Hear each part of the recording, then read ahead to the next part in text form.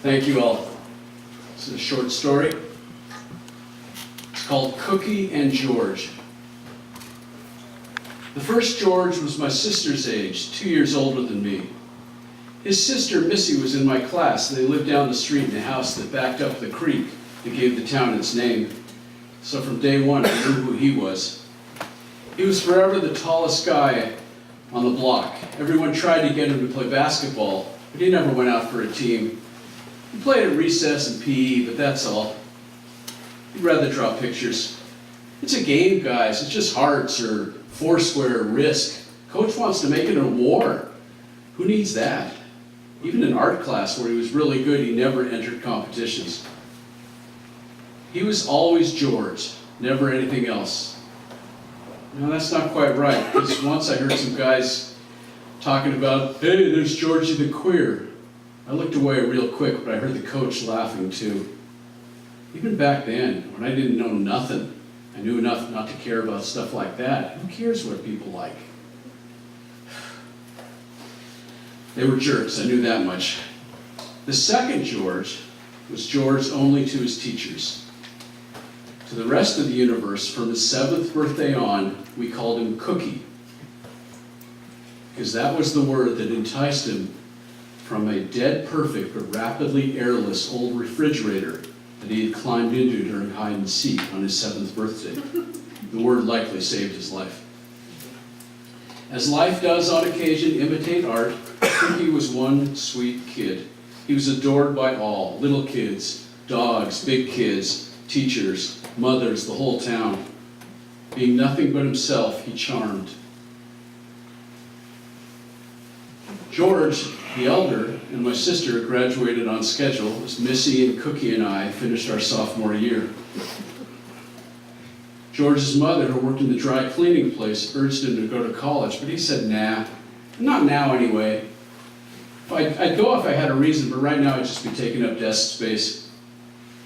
Instead, he hired on at the cannery, the town's largest employer, and he hoisted bottles, cans, and crates and pallets of tomato sauce, chili, and ketchup 6 days a week. My mom's boyfriend that year told me, George is skinny, but he's a hell of a worker. This boyfriend, Archie, looked strong, but it never came out at our place. The only thing he lifted was my mom's real diamond ring, which she'd had from when she was married to my dad. He grabbed it one night and we never saw him again. It took a while, but eventually my mom agreed it was a fair trade. 9 months into his job, George got a letter from Uncle Sam, and he was drafted. After a quick bout of basic training, he was off to Vietnam. My sister sometimes got letters from him, but she never shared anything with me. How all of us could have been so clueless about the draft, I have no idea. 2 years later, Missy and I were practicing our own commencement walk across the makeshift stage in the gym. We had 3 days of practice to learn how to climb 3 steps, walk to the center of the floor, accept a diploma, and exit the other side. I guess it was the only thing they could do to slow down the clock, but strange pedagogy. On the program, Missy was co-valedictorian. I wasn't the other co-valedictorian, but I was one of the 112 names listed alphabetically. Cookie did not make it at all. He liked auto shop and wood shop, but nothing in between. He was already 18, so it was his decision when he dropped out. Every graduation week shocks. Days lasted forever for 3 years as we trudged toward unimaginable futures. Now weeks were flashing by like minimum days. Even the chunk of the senior class that hates school is struck dumb, thinking, dang, what are we going to do now? Our class, we are mighty, we are great, we're the class of '68, so hip, so radical, fool just like all the rest. One moment we were freshmen, the next we were getting married for caps and gowns, getting measured for caps and gowns. And if you were a boy and 18, getting mail from the draft board, as I was. Still, our year was different. I had cut my morning classes on April 4th to go walking in the hills with Cookie. but the car radio shouted that Martin Luther King had been killed. In June, just after I'd gone to bed, my mom came up to say Bobby Kennedy had been shot on live television. Graduation was 3 days away. Campus was dead silent the day after Kennedy. Missy and I were sitting on a bench sheltered by a favorite oak tree, signing each other's yearbooks finally, when Mr. Mayfield, the vice principal, materialized as only he could and told her to follow him. "Hold my stuff, I'll be right back," she said. I figured it was co-valedictorian nonsense.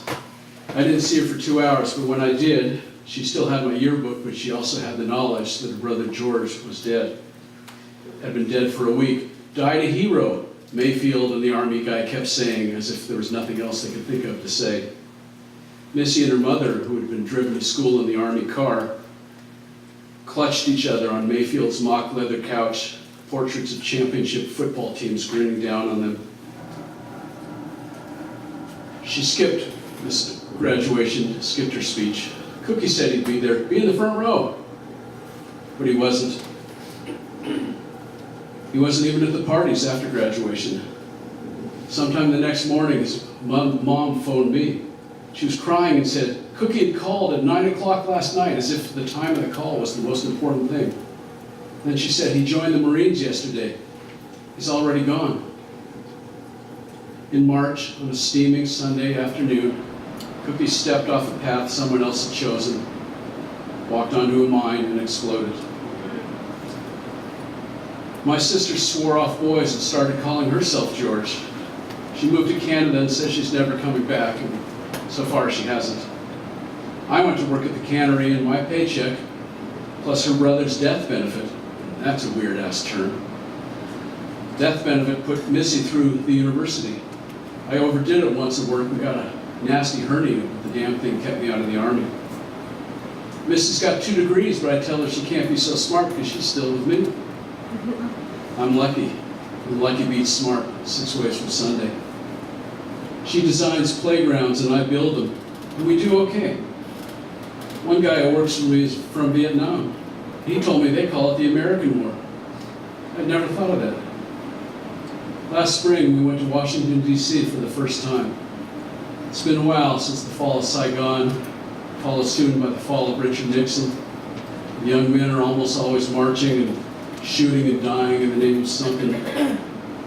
We touched their names on the wall with our hands, our 2 Georges among the 50,000. For a moment, it was the way church is supposed to feel.